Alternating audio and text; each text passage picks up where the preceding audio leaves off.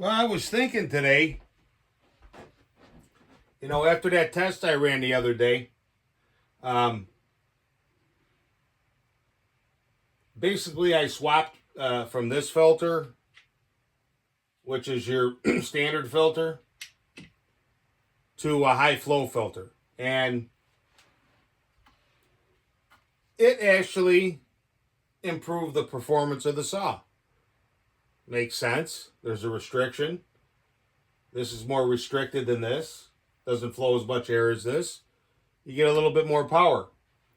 But then, I did this. This test was within 10 minutes. So, I mean, the weather conditions were pretty stable. Same bar chain, okay? I took this off, and I ended up taking this piece of max-flo foam. Put a little grease around here. I oiled it up, and I stuck it in this area here. Kind of stuffed it in there where this would go on, and just had this sitting there. Fired up the saw. Seemed like it ran a little better. Well, I put the cover back on, and I said, okay, I'll make a couple cuts. I made 2 cuts.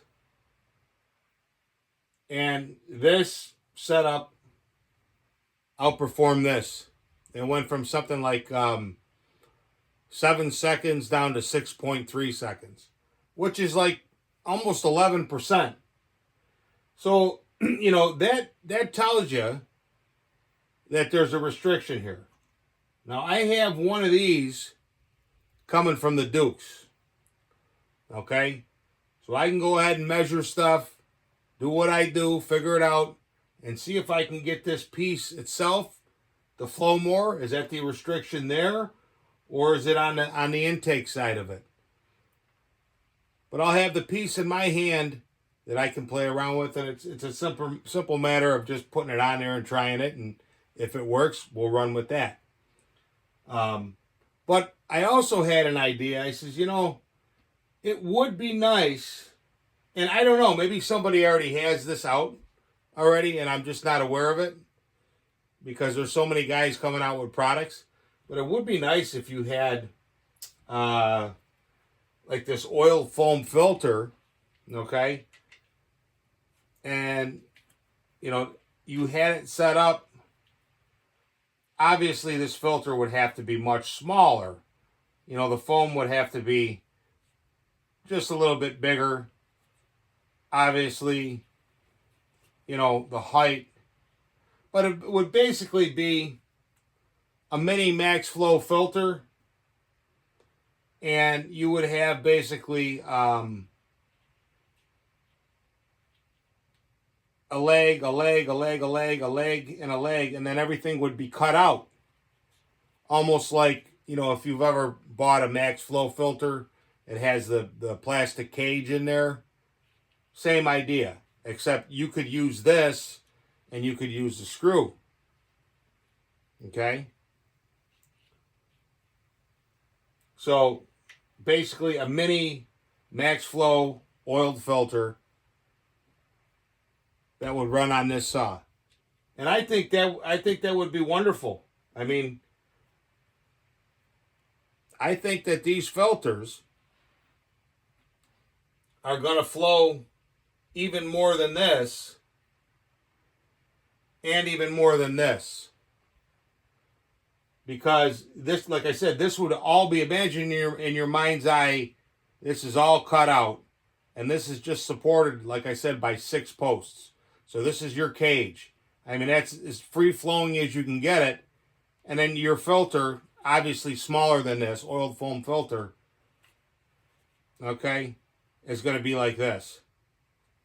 It's going to fit on here. You're going to attach it. Or if you just wanted to use it like this and you had a smaller filter, I mean, you would use your own piece, cut everything out yourself, and then put this on here.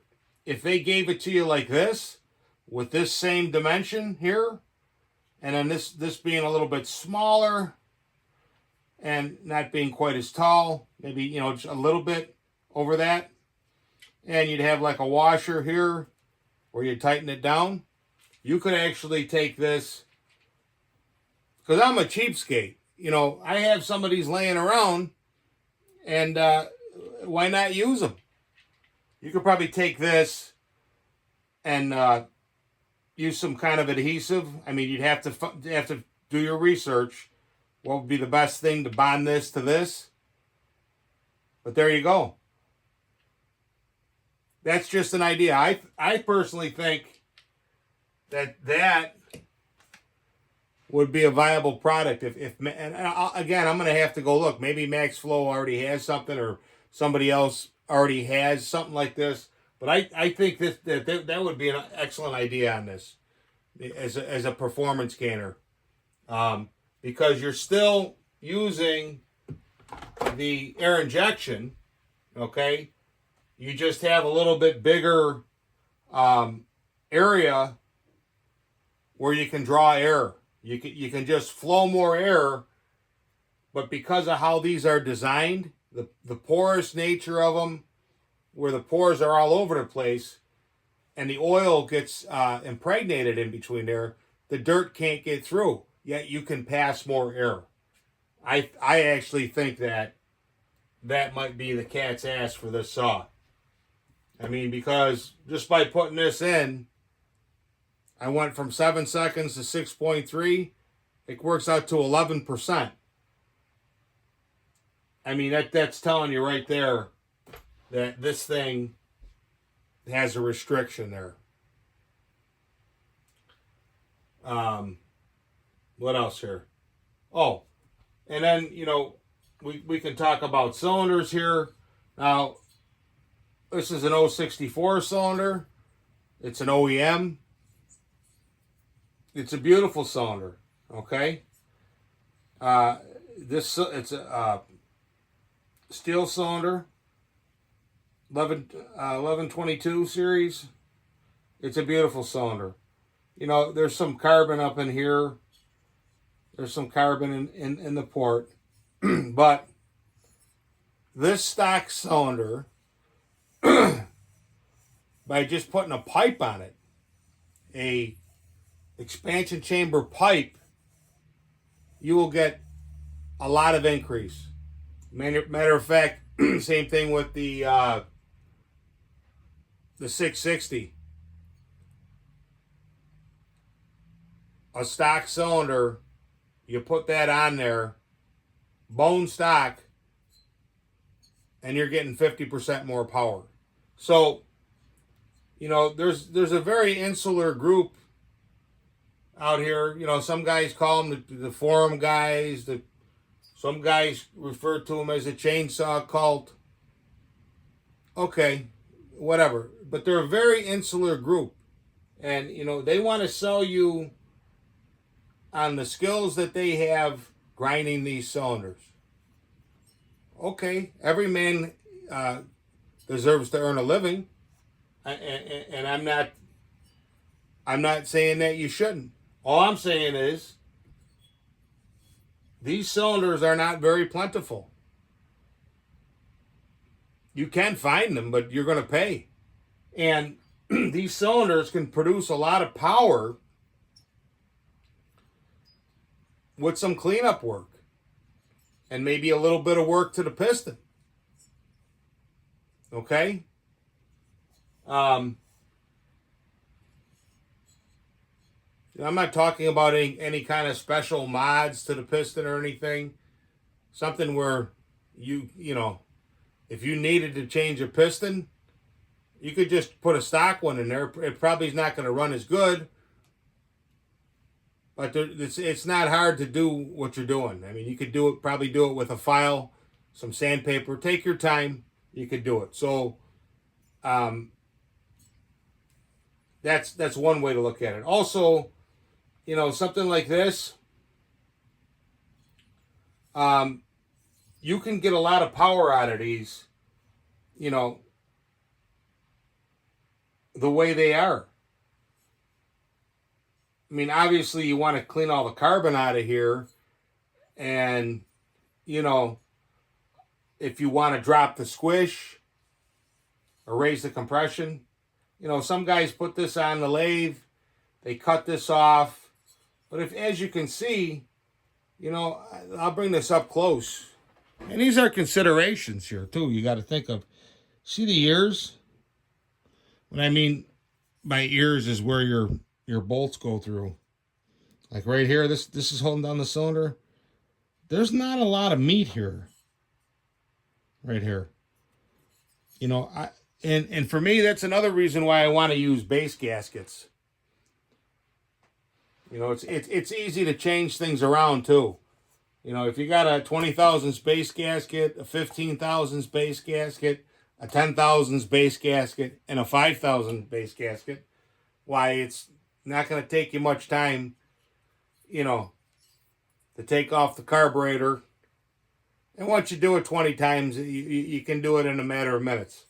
And swap on another gasket, put it back into the wood, and time it. See, that's the other thing.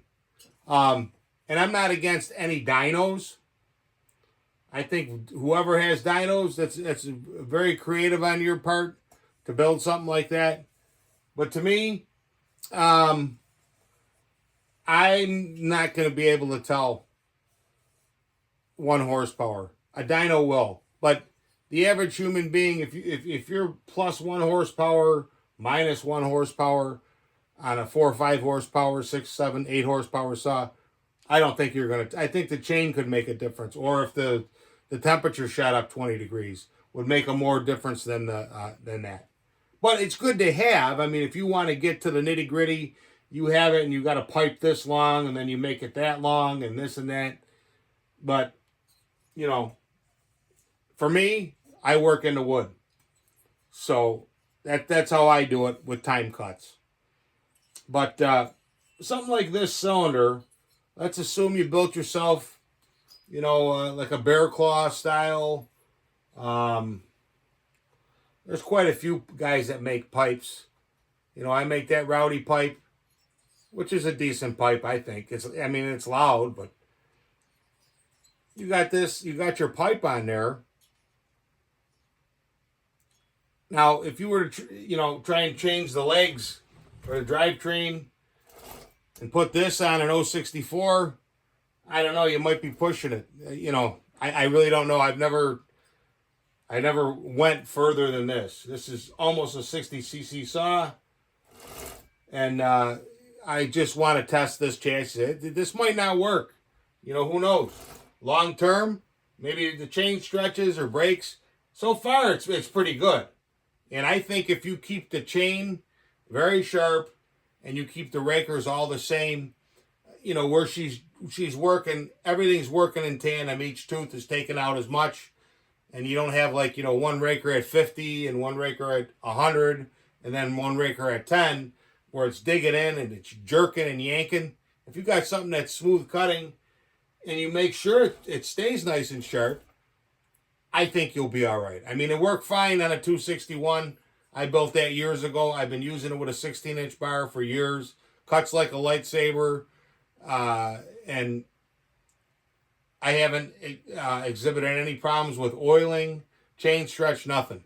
So we'll try it on this. Who knows? Maybe you could put this on an 064. And if you could, you're going to have one heck of a fast saw, you know. But if I'm building an 064, well, it's not fair to say because I've done it before.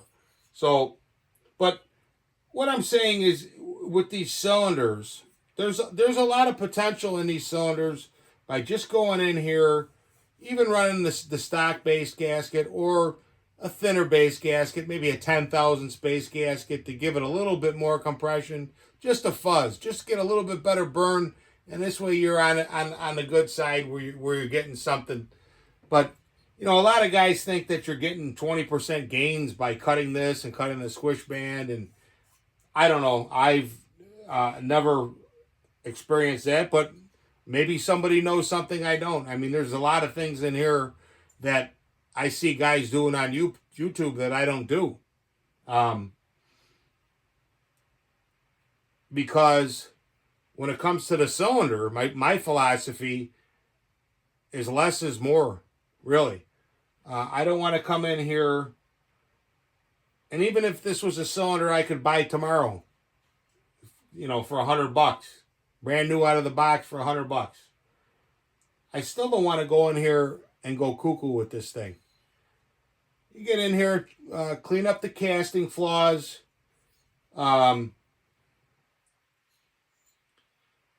Maybe play around with the exhaust if it needs it, but I'm not going to widen something like this. I'm not going to take it wider because I don't need to. Again, no right way or wrong way, but I'm talking about longevity. A lot of this stuff you can get in here with some sandpaper and some files, clean everything out, make sure it flows, and just try and perfect. Just look and see. So you got a nice burr around here. You can clean that. I mean, you can get more flow and you can make more power. But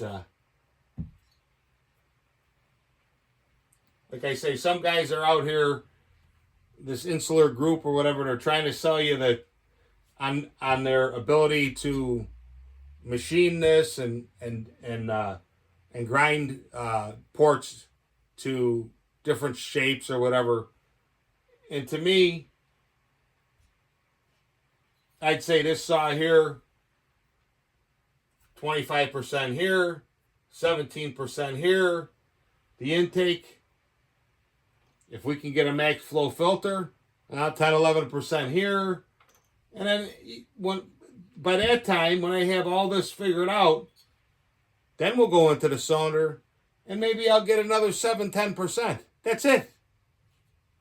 I slap it back together. I got a saw. Let's say you're getting 11% here, 10% here. That's 21%. 17%. That's 38%. And then you got the Rowdy Piper with 25. You're talking over 60%. And that's it. And it should last a long time and give a good service life. And it should run the hell out of just about anything out there. I mean, these cylinders here, there's more you can do to them. You can. You're going to get a lot more gains out of it than this. That's why I say, 7-10% out of this, I'm happy with it.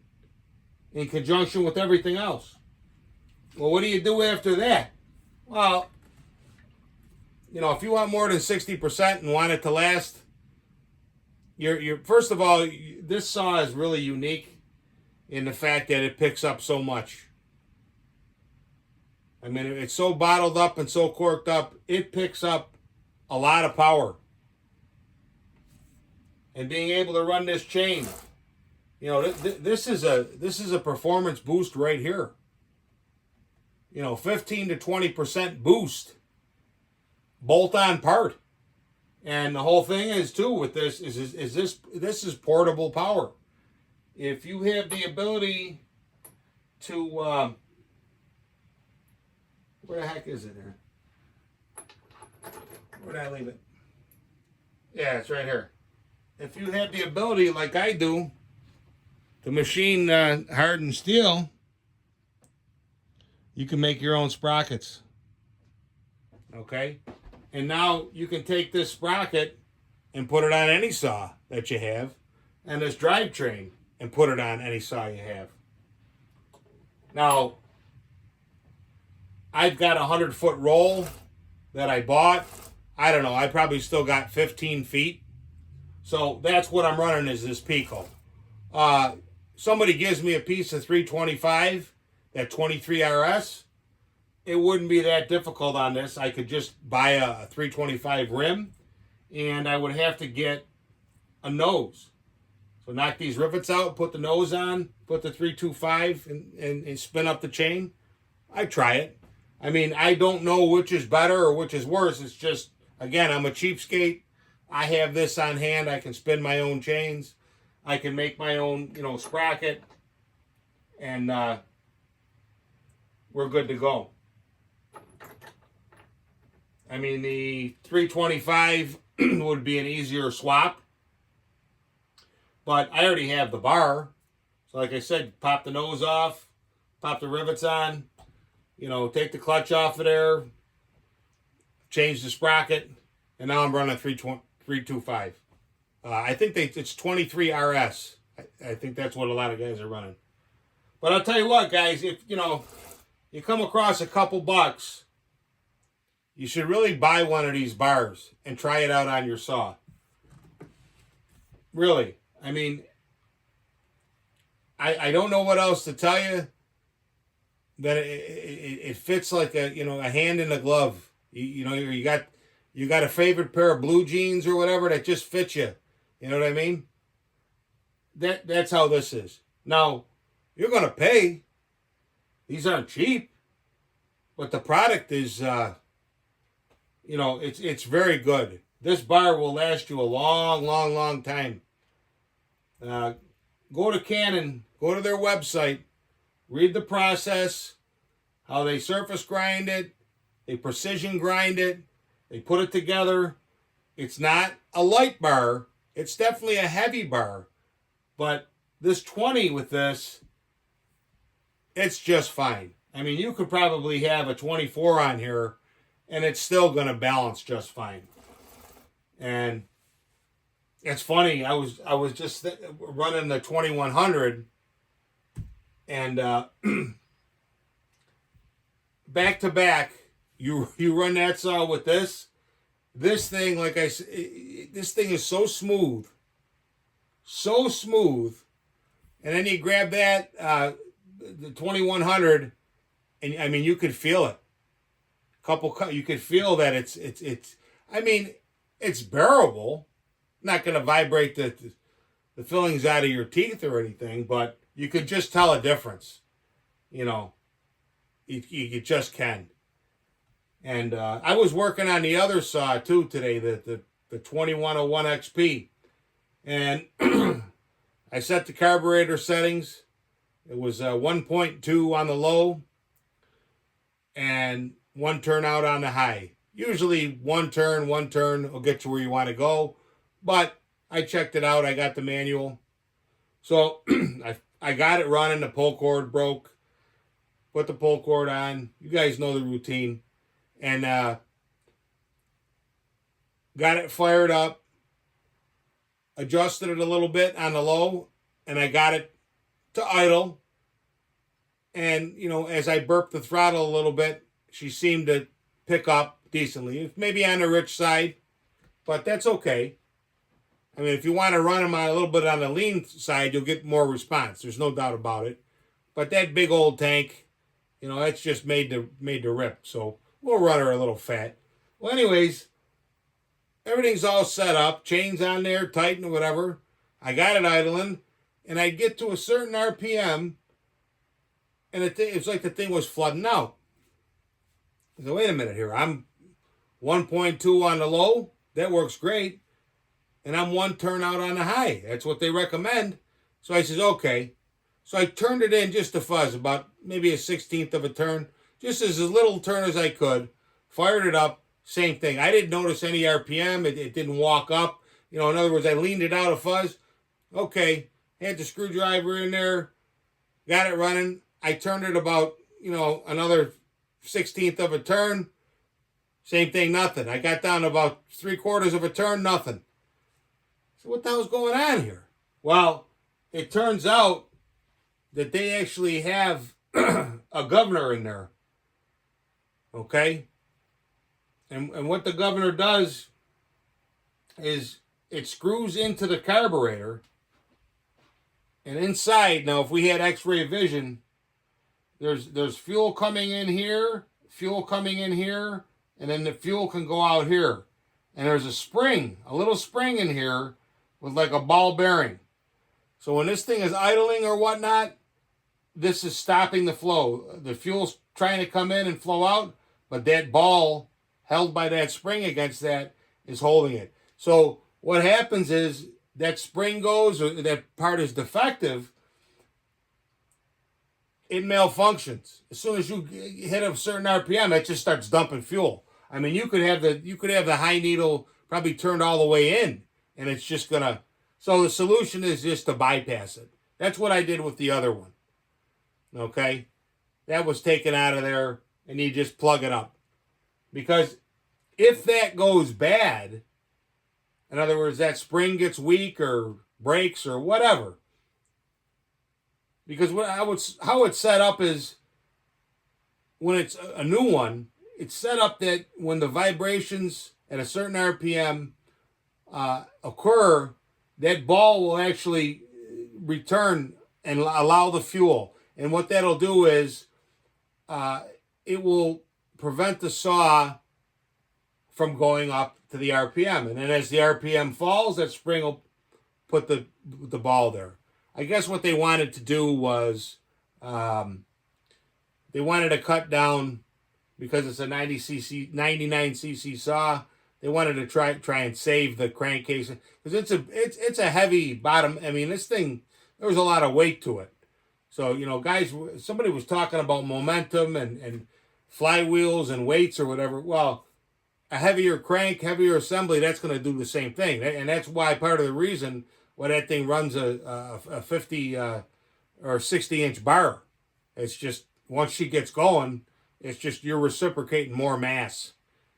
You have more energy. Now, a little flywheel on this thing is nothing. This thing's more of a zip, you know. But I'm just saying, if you guys, and I think there's other saws that have them, Partners, or some older saws that have the Tillotsons, they have them on there. You can take them out. You know, you get these things running about 10,000 in the wood. They're cutting machines. You know, and just have it so she four strokes a little bit. If you let the pressure off, you'll be all right. You're not. I think they did that. They were saying that they didn't want to blow up the saws or whatever. But if you ever have a 2100 or 2101 XP that does that, chances are that's what it is. Alrighty. Have a good night.